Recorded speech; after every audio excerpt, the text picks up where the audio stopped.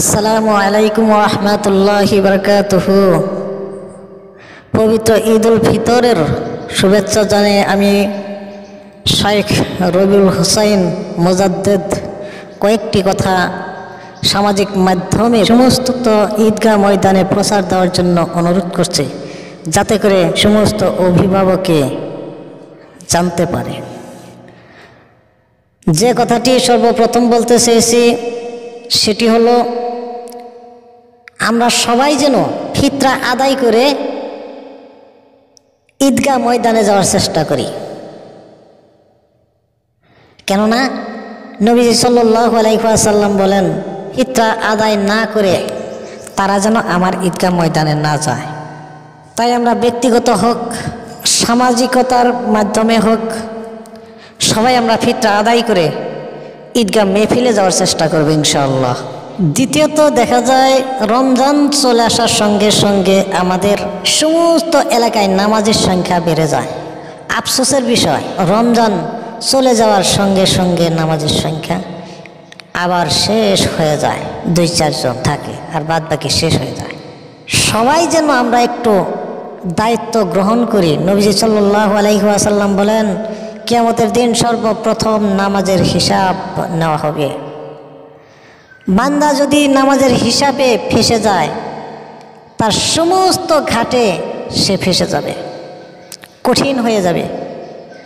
আর বান্দা যদি নামাজের হিসাবে বেঁচে যায়, তাহলে সমস্ত ঘাটে বান্দা সহজ হয়ে যাবে।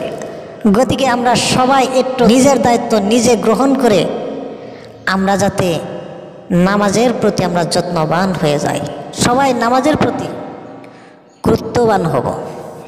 3 নম্বর কথাটি হচ্ছে, সবাই একটু গুরুত্ব সহকারে নেবেন কথাটি। দেখা যায় ঈদ উল্লাস, আমরা আনন্দে মাতোয়ারা হয়ে যাই। হ্যাঁ, ভালো কথা।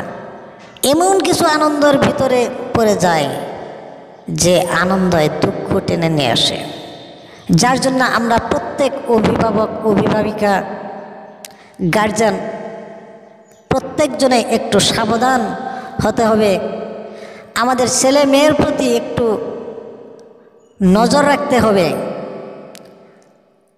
তারা যেন অতিরিক্ত উল্লাস করতে না পারে।